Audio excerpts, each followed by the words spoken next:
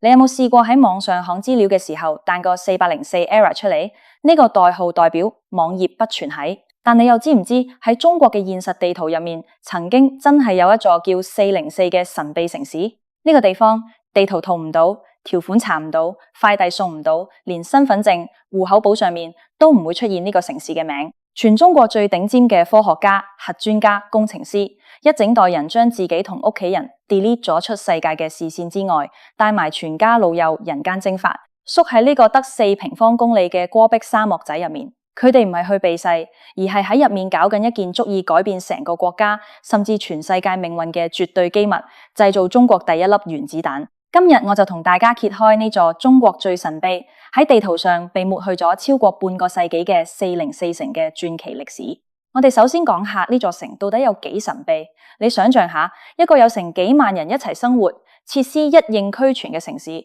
竟然可以喺所有公開嘅行政地圖上完全隱形。喺舊時，你如果喺外面寫信俾裏面嘅親人，地址係絕對唔可以寫甘肅省某某地方，你只可以寫一個非常古怪嘅代箱代號，例如甘肅省蘭州市 XX 號信箱，又或者蘭州地政幾多幾多號。快遞、郵差根本冇外人可以入到去。呢個地方嘅真正行政名稱對外叫做甘肅礦區，但裏面嘅人甚至官方內部嘅文件都只會叫佢做404廠。呢個名嘅由來其實係因為佢係中國核工業總公司嘅第404工廠，呢度就係當年全中國防衛最嚴密、級別最高嘅軍事禁區。要明白點解要建呢座404城，我哋要將時間倒流返去上世紀嘅1950年代，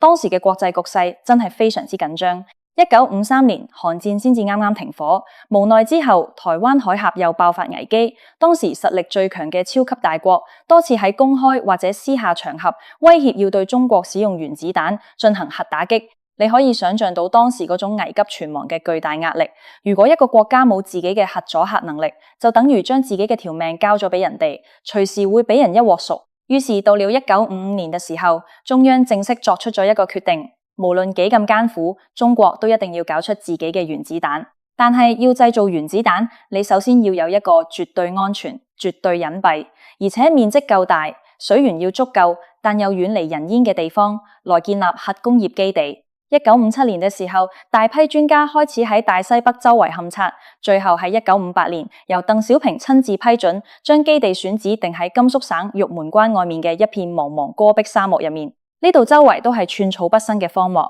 氣候極度惡劣，風沙大到可以將個人吹走。但呢度有個好處，就是祁連山嘅雪水流落嚟，可以提供核反應堆最需要嘅冷卻水，而且地勢夠偏僻，好適合保密。選好咗址就要起城。1958年開始，呢片荒涼嘅沙漠突然之間熱鬧起來。國家一落命令，來自全中國四面八方嘅精英，包括清華大學、北京大學最頂尖嘅畢業生、最厲害嘅核物理學家、化學家、高級技工，仲有成千上萬嘅解放軍工程兵，好似潮水一樣湧入呢個地方。大家要知道，當時去404城嘅人，絕大部分事先係完全唔知自己去邊度、去幹嘛嘅。好多人只係接到一紙調令，話有國家重大任務，要服從組織安排。佢哋同屋企人告別嘅時候，只可以講一句：我要去出差，去一個好遠嘅地方，好耐都唔可以寫信返嚟。有啲新婚夫婦，老公突然之間就消失咗，老婆喺屋企等咗好多年，都唔知人去咗邊。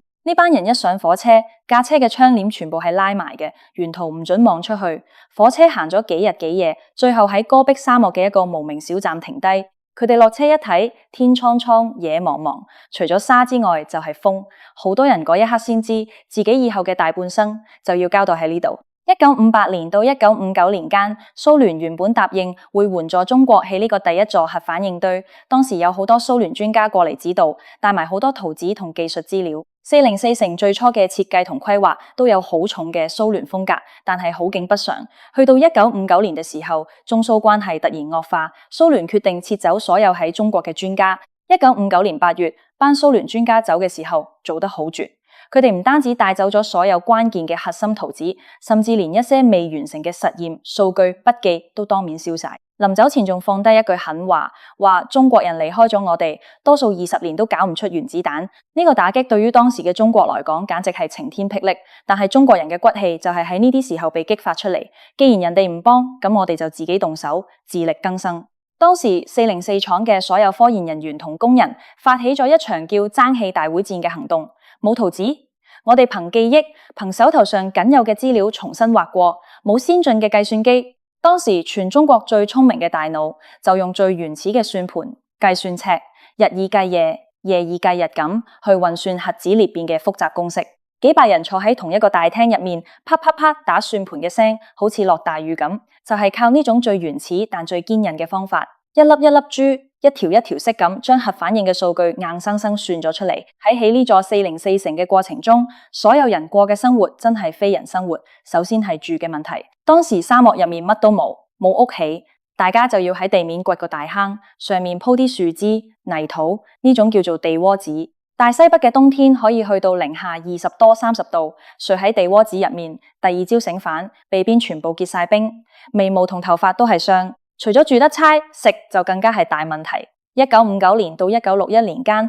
啱啱遇上全國性嘅3年經濟困難時期，喺戈壁沙漠入面，物資極度匱乏。當時404城嘅每人每日嘅糧食配額少得可憐。為咗填飽肚，科學家同戰士們要一齊去採摘沙漠入面嘅駱駝刺、沙棗，甚至將榆樹皮磨成粉嚟做餅食。因為長期營養不良，好多人全身水腫。但即便係咁，班科學家喺地窩子入面點住煤油燈，一邊肚餓到咕嚕咕嚕叫，一邊仲喺度計算緊原子彈嘅核心數據。經過幾年同天鬥同地鬥嘅艱苦奮鬥，去到1964年嘅時候，404廠終於完成咗佢最神聖嘅歷史使命。1964年10月16日，由404廠提供核心核材料同技術支持嘅中國第一粒原子彈喺新疆羅布泊成功爆炸。當嗰朵巨大嘅蘑菇雲升上天空嘅那一刻，成個404城沸騰咗，好多隱姓埋名、食足幾年沙嘅科學家同工人抱埋一齊痛哭。佢哋終於向全世界證明咗，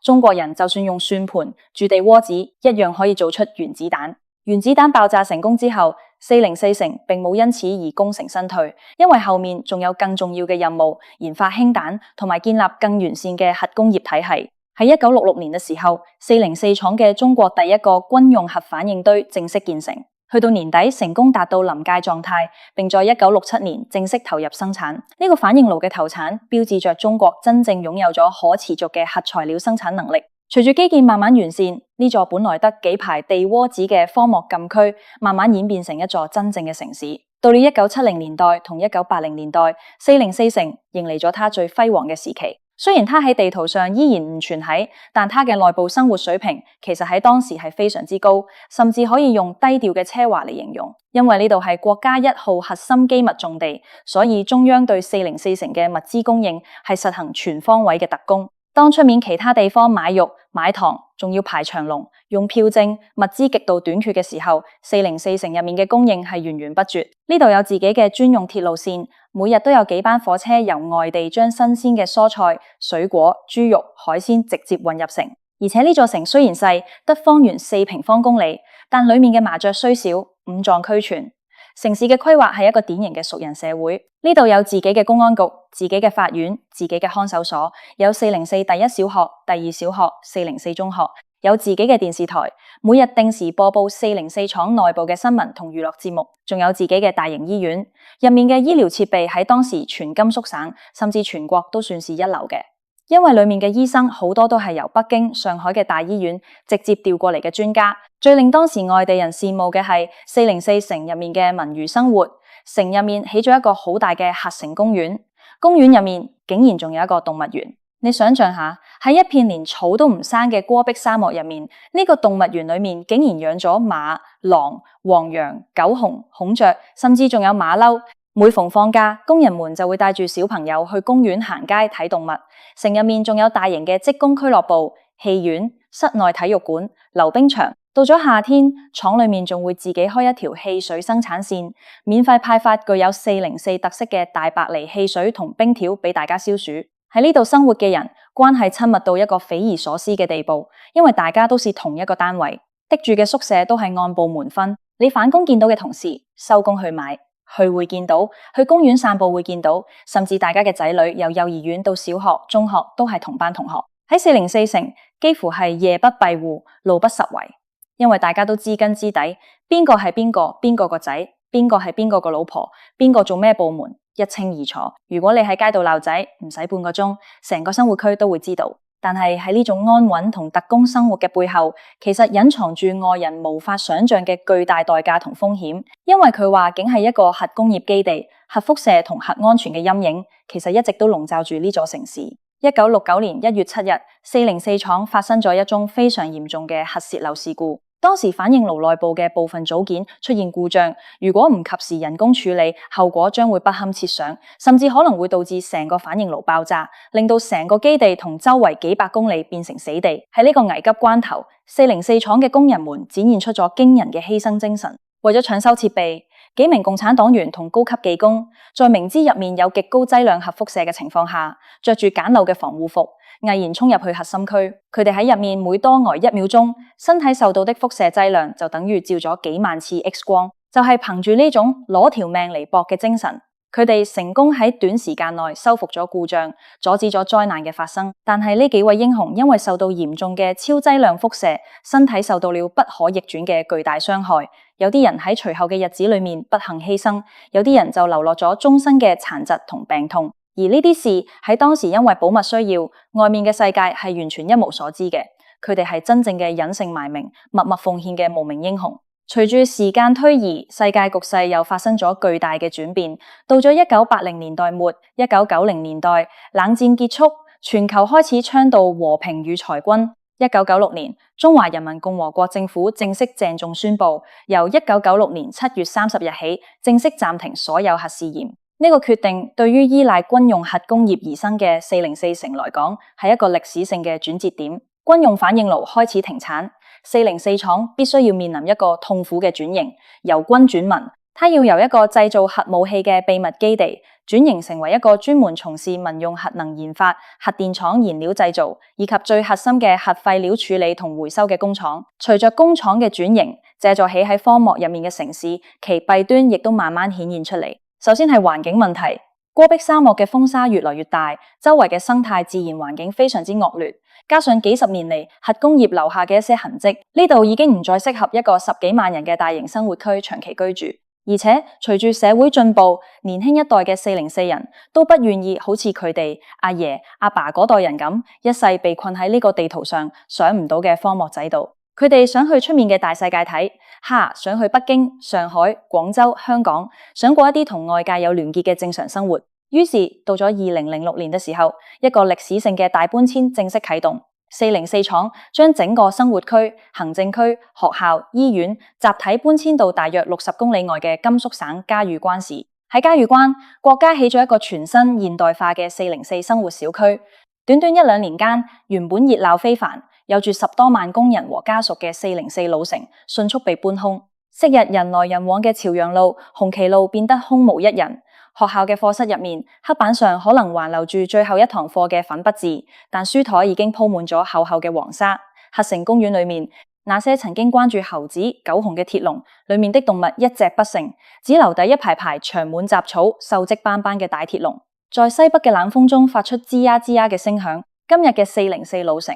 已經徹底變成了成一座充滿時代滄桑感嘅廢墟之城或者鬼城。原本10幾萬人嘅老城，而家僅僅剩下幾千名負責留守、看管基礎設施嘅舊員工。大部分嘅404員工而家已經過住一種雙城生活。佢哋住喺嘉峪關市嘅新區，每日朝早都要一齊來到嘉峪關火車站，登上那列專門為404廠開行嘅通勤職工專列。呢班通勤火車要喺茫茫嘅大沙漠入面行1個鐘40分鐘，先至會到達深處五華山嘅404廠區。工人們喺裏面返完一日工，到咗傍晚，又會坐返同一班專列，返去嘉峪關市嘅屋企。鐵軌一端連結住現代化嘅新生活，另一端就通往那個埋藏住無數歷史、青春同核機密嘅老基地。404城由誕生到搬遷，整整半個世紀嘅歷史，其實就係中國核工業由無到有、由弱到強嘅縮影。喺呢度曾經生活過3代人。第一代人係1950、1960年代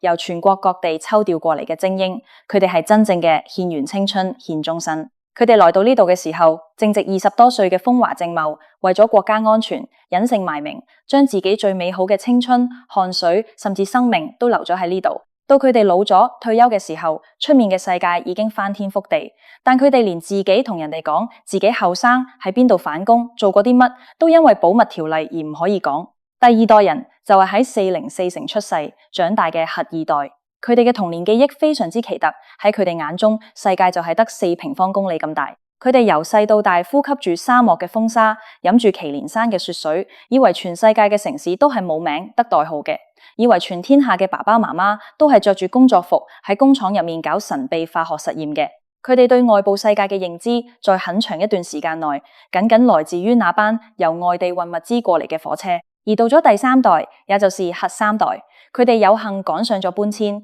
可以走出沙漠，去到嘉峪關，甚至去到全國各地的繁華大都市讀書做嘢。但當呢班後生仔喺外面同新朋友聯誼、填寫個人資料嘅時候，往往會遇到一個非常尷尬嘅情況。當填到出生地或者籍貫那一欄嘅時候，系統永遠選唔到佢哋出生嘅那個地方，佢哋只可以同人解釋自己來自一個地圖上搶唔到嘅城市。隨住時間去到2026年的今日，404城這個名字雖然喺網絡上慢慢被一些歷史愛好者或者探險博主提起，但在公開發行的電子地圖或者紙質地圖上，如果你輸入404城或者404廠，系統依然係查無此地。它喺行政上依然歸屬於甘肅礦區管轄，核心區域依然係不對外開放嘅軍事民用重地。呢個地方，它用一種極致嘅孤獨同隱蔽，守護咗一個國家最核心嘅重器超過60年。那座矗立喺老廠區福中站附近嘅核城英雄塔，至今依然默默咁注視住這片荒涼嘅土地。塔身上記錄住嘅不單只是第一粒原子彈、第一顆氫彈嘅成功，更是那幾十萬為了國家大義，自願將自己格式化喺地圖上消失咗一世嘅普通人。下次當你喺網上再見到404 Not Found 呢個出錯頁面嘅時候，不妨諗一諗，喺大西北嘅茫茫戈壁入面，曾經真係有過咁樣一座404城，裏面嘅每一條街、每一間房、每一個生鏽嘅鐵籠，都埋藏住一段驚天動地但又悄無聲息嘅歷史傳奇。呢班隱姓埋名人，用佢哋一世嘅不存喺，換嚟咗今日我哋每一個人可以安全、自由咁存喺呢個世界之上。